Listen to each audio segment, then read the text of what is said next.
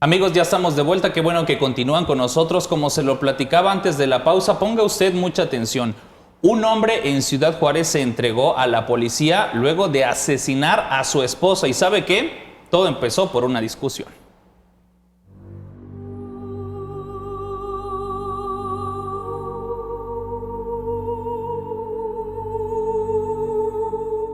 Los delitos y crímenes continúan llevándose a cabo en aquella frontera. En esta ocasión, fue Berta León, de 50 años, quien murió a manos de su pareja, Gaspar, también de 50 años, según confirmó la Fiscalía Especializada de la Mujer.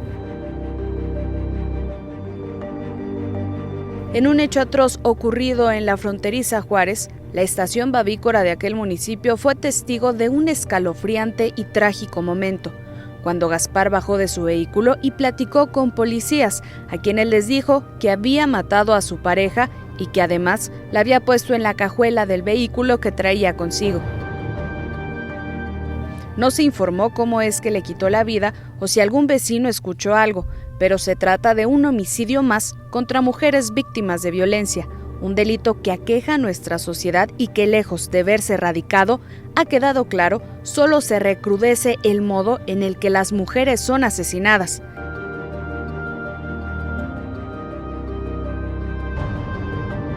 A pesar de que el gobierno federal insiste en que el 90% de las llamadas por violencia son falsas, hay situaciones como estas en las que la violencia llegó al grado de que impidió a la víctima poder pedir auxilio.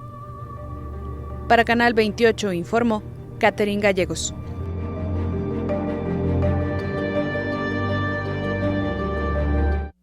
Muy triste esta situación, y hablando precisamente de estos hechos y de estas acciones, durante los primeros 4 meses del año, Chihuahua obtuvo la tasa más alta del país en llamadas de emergencias relacionadas con incidentes de violencia contra la mujer.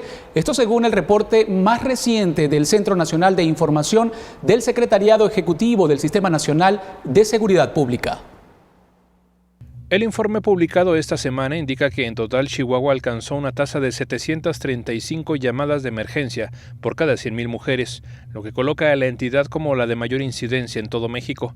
El segundo y tercer lugar lo ubicó la Ciudad de México y Coahuila, con una tasa de 282 y 215 incidentes respectivamente. El promedio nacional es de 136 llamadas por cada 100,000 mujeres, de acuerdo con la información oficial. En números absolutos, las llamadas registradas por los centros de atención de llamadas de emergencia en Chihuahua fueron 14,098 en el periodo de enero a abril de 2020. Solo por encima de Chihuahua está la Ciudad de México con 15,000. En total se recibieron 88,900 llamadas en todo el país, indica el secretariado. Con base a esos números, se estima que por día en el estado de Chihuahua se realizan más de 115 llamadas de emergencia por violencia contra la mujer. A mediados de mayo, el presidente Andrés Manuel López Obrador comentó que el 90% de las llamadas de emergencia por violencia contra las mujeres eran falsas. Marta González Rentería, activista del Centro de Atención a la Mujer Trabajadora, consideró que las cifras revelan la gravedad del problema de violencia contra las mujeres en la entidad, a pesar de lo manifestado por el presidente. Según el informe del secretariado, Chihuahua también es la entidad con mayor tasa de llamadas de emergencia relacionadas con incidentes de acoso u hostigamiento sexual, con 9.3 por cada 100,000 personas, una cifra muy por encima del promedio nacional, que es de 2.2. Durante los 4 primeros meses del año, en Chihuahua se recibieron 354 llamadas de incidentes de acoso u hostigamiento sexual. De acuerdo con los datos informados, solo la Ciudad de México, con 411 casos, supera a Chihuahua. Para Marta González, la incidencia de ambos rubros, junto con la permanencia de Juárez y Chihuahua entre los municipios con más feminicidios del país, muestra el fracaso de las acciones del gobierno para erradicar la violencia contra la mujer. González dijo que, de acuerdo con el Instituto Chihuahuense de las Mujeres, del 23 de marzo al 24 de mayo, se recibieron 3,167 nuevas atenciones por violencia contra las mujeres. Canal 28. En una ocasión, y no hace mucho, tuvimos la oportunidad de platicar con Margarita Blacayer, que es la que se encarga de prevenir y atender a las mujeres que son víctimas de abusos aquí en la ciudad de Chihuahua. y nos decía, se dan el aumento en las llamadas, sí por el factor de que aumenta la violencia, pero también la visibilización de las mujeres en este problema, que cada vez son más las que rompen el silencio porque en ocasiones suelen estar, Nelson, muy pero muy amenazadas. Además, lamentable porque en este preciso instante donde la mayoría de las familias, de las mujeres, están en confinamiento, es donde se ha visto que las cifras han aumentado, tal como lo vimos allí en esa discusión que terminó en una tragedia, pues la mujer falleció. Así que, por favor, hacemos el llamado a todas las familias a estar muy pendientes. Hay asesorías que están ofreciendo incluso las autoridades, tanto estatales como municipales, para poder prevenir que pues se lleguen a la violencia en las familias. Y volvemos a lo mismo, mucha gente pregunta, ¿cuándo vamos a volver a la normalidad? Pues ¿cuál normalidad con tanto feminicidio, con tanto ataque? Y ahí es también donde uno se pregunta, pues ¿qué han dejado las marchas que las mismas mujeres han organizado en diferentes puntos? La iniciativa Spotlight en México, programa de Naciones Unidas y la Unión Europea con el Gobierno de México para la prevención y eliminación del feminicidio, lanzó el video #NoEstaSola, enfocado en la prevención de la violencia contra las mujeres en el hogar en el marco de las acciones emergentes en la materia en tiempos del COVID-19.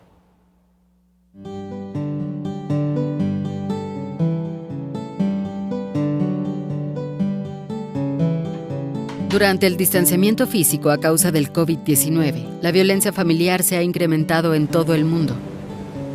En México, las mujeres y niñas estamos en peligro en donde deberíamos de estar a salvo. Todas tenemos el derecho de quedarnos seguras en casa, igual que en las calles.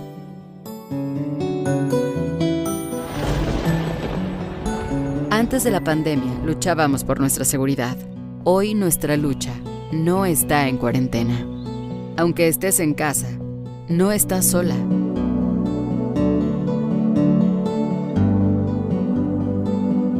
Si sientes que tu seguridad o la de tus hijas o hijos está en riesgo, habla con una amiga o vecina, acuerden un código de alerta, prepara una mochila de emergencia, llama al 911. Y de la violencia contra las mujeres ahora pasamos al coronavirus. Allá por marzo se estaba decretando oficialmente la pandemia. Hoy por hoy, a finales de mayo, ya son casi 6 millones de contagiados en el mundo y casi o poco más de 350,000 los muertos que nos ha dejado. Ahora vamos contigo, Nelson, para el panorama, las cifras aquí en el estado de Chihuahua. Juan Pablo, tristemente los contagios siguen en aumento en nuestra entidad y para eso vamos a hacer la revisión rápidamente de las cifras oficiales que presenta la Secretaría de Salud en nuestro estado con respecto al panorama y lo hacemos entonces allí con la situación actual de los casos confirmados, 1.752, se suman 92, este sería el segundo día donde hay más contagios según lo reporta la Secretaría de Salud en nuestro estado. En los casos recuperados 435, se suman 33, en defusiones hay 305, se suman 13, descartados 1980 y se suman 9. En los casos que se mantienen como sospechosos hay 1291, pues se restarían allí 4 casos de sospechosos. Seguimos conociendo parte entonces del panorama actual del COVID-19 y lo hacemos en esta oportunidad con el mapa de calor, como ustedes lo ven allí. En la parte roja significa, por supuesto, de los municipios que se encuentran con casos confirmados de COVID-19. El color amarillo es el que al menos tiene un caso y el color gris pues representa a los municipios que afortunadamente no han presentado casos de coronavirus. Sigue siendo allí Ciudad Juárez el mayor de ellos con 1.087 casos, seguido por Chihuahua con 456 casos y también Hidalgo del Parral con 56 casos de coronavirus. La gráfica que vemos a un lado allí de color amarillo significa los municipios que tienen un solo caso de coronavirus y vemos que en esta oportunidad Coronado se suma a esta lista de municipios con un caso de COVID-19. Seguimos revisando rápidamente el panorama del coronavirus en nuestro estado y en esta oportunidad con la distribución de los casos positivos de COVID-19 seguimos viendo entonces produce la columna mayor, que representa 727 casos entre el rango de edad de 25 a 44 años de edad y de 45 a 64 años de edad, que es la segunda con mayor casos, tiene 676. Con respecto al sexo, en los casos positivos de COVID en nuestro estado, masculino el 56% y el femenino ocupa el 44%. Esto con respecto a la distribución de los casos de COVID-19 en nuestro estado. Seguimos viendo entonces allí en pantalla la siguiente gráfica en la distribución de defunciones que han estado relacionadas al COVID-19. 146 casos de los 305 que han fallecido acá en nuestra entidad han pertenecido o han estado en el rango de edad de 45 a 64 años de edad. En el segundo lugar han sido los que han tenido 25 a 44 años de edad, con 50 casos que se han presentado. En el tercer posición tenemos a los que tenían 70 a 74 años de edad, con 32 casos de defunciones. Con respecto al sexo, el masculino el 64% y el femenino el 36%. Esto con respecto a las defunciones que se han presentado en nuestro estado, desafortunadamente. Vemos entonces la siguiente gráfica y es con respecto a la distribución de comorbilidades en defunciones relacionadas al COVID-19. La hipertensión sigue estando allí con el mayor rango, con 32%, la diabetes con un 26%, la obesidad el 17%, seguidos del tabaquismo, enfermedades cardíacas, también insuficiencia renal, el asma, la inmunosupresión y también enfermedades como el VIH-Sida han estado relacionados al menos en los fallecimientos, las defunciones al COVID-19 acá en nuestro estado. Seguimos revisando y es con respecto ahora a el panorama actual del país de México, con 78.023 confirmados acumulados hasta el momento, sospechosos 33.566, negativos 133.269, confirmados activos 15.592 y en defunciones tenemos en el país 8.597. Y en las personas que están siendo estudiadas, 244.858. Estas son las cifras actuales presentadas por la Secretaría de Salud también en el país. Seguimos revisando y allí entonces concluimos nuestra revisión con los estados cercanos a Chihuahua. Nuevo México tiene positivos 7.252, recuperados 2.638, decesos 329. Texas positivos 57.921, recuperados 37.626, decesos 1.562 y en El Paso, Texas, allí muy cerquita, Ciudad Juárez, positivos 2.461, recuperados 1.385 y decesos 68. Esta es la revisión que hacemos diariamente con el panorama que nos muestra actualmente por el COVID-19. Lamentablemente seguimos en aumento, estaríamos en el segundo día donde se han resultado casos positivos acá en nuestra entidad, algo que lamentamos. Hemos visto cómo en las redes sociales también, Juan Pablo, se ha visto que las personas se están quejando porque ven muchas personas o muchos ciudadanos, tanto en los supermercados, familias enteras, ya están en los parques, algo que no está permitido, pero lamentablemente se está viendo, se está visualizando acá en nuestro estado. Yo no sé qué opinen ustedes, amigos, pero lo que es una realidad es que la gente está perdiendo como esa capacidad de asombro. Vamos unos meses antes, cuando recién se dio la primera persona infectada en Ciudad Juárez, todo el mundo se asustó y todo el mundo se fue a meter a su casa. Ojo con los datos, ¿eh? Ahorita son, solo en las últimas 24 horas, 92 personas que se suman a la lista de infectados en la entidad y 13 muertos. Son cifras que de verdad nos deberían de espantar, pero la realidad es otra y mucha gente sale, hay que decirlo también, por la necesidad, porque también el dinero en las casas se está terminando. Así es complicado un poco la situación, pero el llamado a tomar esa medicina, que es la mejor, quedarse en casa para poder bajar estos contagios del coronavirus. Y precisamente hablando de esa movilidad que se ha visto en las calles, la directora de Medicina Preventiva, Leticia Ruiz González, informó que en las últimas 2 semanas se registró un aumento de entre el 15 y el 20% en la movilidad en nuestro estado. Las estimaciones de unas semanas a otras ha sido un incremento de un 15 a un 20% de la movilidad en el estado de Chihuahua, lo cual pues nos pone a pensar que probablemente tengamos un reflejo diferente en esta siguiente semana y que dependerá mucho de ello la toma de las decisiones de las siguientes semanas, dado que recuerden que el indicador más fehaciente para ello es nuestra ocupación hospitalaria a fin de tener atención para todos y todas. Vamos a más información. La Secretaría de Salud mantiene un trabajo de seguimiento e investigación de los brotes del COVID-19 con el fin de contener esta enfermedad y atender a las personas que así lo requieran. Actualmente la dependencia da seguimiento de casos en asilos, en los cerezos, en dependencias maquiladoras y a las familias en general. Gracias al seguimiento de las y los pacientes que se atienden en centros de salud y hospitales COVID-19 de la entidad, así como quienes se han registrado a través de la aplicación de salud digital, se ha podido identificar y controlar los contagios en asilos, áreas laborales, centros de readaptación social, así como entre las familias. De acuerdo al reporte de la Subdirección de Epidemiología, a la fecha se tienen confirmados 22 casos en 7 brotes intrafamiliares, esto en diferentes municipios del estado con un fallecimiento. Cada uno de estos brotes se considera que están cerrados o concluidos, es decir, no tienen ramificaciones. 2 brotes en asilos con 22 casos en Chihuahua y Ciudad Juárez con 6 personas fallecidas también se encuentran concluidos. En el caso de la guarnición de la Secretaría de la Defensa Nacional en Parral, se tienen confirmados 31 casos, de los cuales recibieron la atención y el seguimiento médico necesario.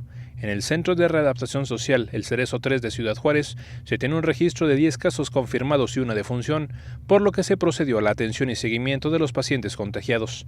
En el Centro Integrador del Migrante Leona Vicario en Ciudad Juárez se tiene el registro de 3 contagios que están en atención y seguimiento, mientras que en la industria maquiladora se tiene registrados únicamente 2 brotes con 18 casos positivos, así como 17 defunciones. En ambos casos hubo alta sanitaria. Además, se suman 10 casos positivos registrados en el área administrativa de la Junta Municipal de Agua y Saneamiento de Ciudad Juárez, de los cuales 2 reciben atención ambulatoria y el resto se encuentra asintomático y aislado. La Secretaría de Salud exhorta a la población a mantener aún las medidas preventivas. En caso de tener síntomas, llamar al 911 o utilizar la aplicación Salud Digital para recibir seguimiento médico. Canal 28. Y a tan solo unos días de terminar el mes de mayo, la organización Soluciones de Fuerza Laboral Borderplex presentó este miércoles los datos que ha compilado sobre las solicitudes de desempleo en la región de El Paso, Texas, en los que ya suman más de 18,000 solicitantes. A pesar de que el mes de abril culminó con más de 30,000 desempleados, es el mes de mayo con el mayor número de solicitudes registradas, según los datos de la organización. En el mes de mayo persiste el desempleo debido a la contingencia propiciada por el COVID-19. De acuerdo con el informe semanal, 6 condados del oeste de Texas en las últimas 4 semanas han registrado 18,755 solicitudes de subsidio de desempleo, correspondientes al periodo del 26 de abril al 22 de mayo de este año. El informe se publica semanalmente y entrega los datos disponibles de la semana anterior capturados por la Comisión de Fuerza Laboral de Texas. El estudio también refleja que hasta el momento abril es el mes completo con mayor número de desempleados a comparación de los meses anteriores, donde enero registró 1,175 solicitudes, febrero 1,300, marzo 15,200, abril culminó con un total de 35,900. Además, el condado de El Paso alcanzó en abril un porcentaje de desempleo de 14,8%, que es el más alto del promedio en el estado de Texas e incluso de la media nacional. Estas cifras son el reflejo de la inactividad en centros de trabajo y negocios que ha causado la pandemia, un indicador que a la vez se ha consolidado como nuevo récord histórico en cuanto a la desocupación de la fuerza laboral fronteriza. La tasa de desempleo en El Paso se disparó de manera significativa en abril, ya que apenas el mes anterior, en marzo, se mostraba con un porcentaje de apenas el 5,4. Canal 28. Oiga, pues ya hablamos de política, inseguridad y coronavirus. ¿Qué le parece si vamos a una nota de color para tomar un respiro? Este año seguramente la Semana de la Moto en Parral, bueno, va a tener que esperar. Benito nos cuenta cómo les cayó la noticia en los clubes bikers.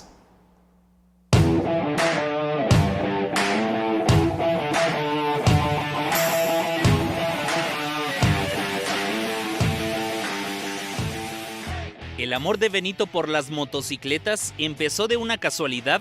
En un viaje por Estados Unidos adquirió una, pero tenía miedo de salir a carretera. Cuando consiguió su primera rodada quedó enamorado y ahora así viaja por todo el país. A Mazatlán, a la Semana de la Moto. Esa vez nos aventamos como 21 horas para llegar, porque íbamos como 21 motociclistas y lo agarramos por la... nos fuimos por la... ya estaba la de Cota. Pero nos fuimos por la de Cobro. Entonces cada vez que te parabas, pues hay que esperar al compañero, el que te llegaba primero tenía que esperar. Entonces por eso hicimos tantas horas para llegar, 21 horas, pero estuvo bien suave, se siente bien bonito. Cuando pasas por los pueblos, toda la gente cómo te ve, la alegría de la gente tomando fotos, videos. Esa fue la primera experiencia que tuve, que estuvo pesada, porque fue muchas horas, estuvo muy pesado. Un biker originario de Chihuahua que se considera independiente, pero con hermandad en distintos clubes. Lamenta como muchos que este año las jornadas villistas de Parral serán distintas. Ya habrá nuevos lugares por explorar. De hecho, en Guanajuato me saqué una moto en una rifa.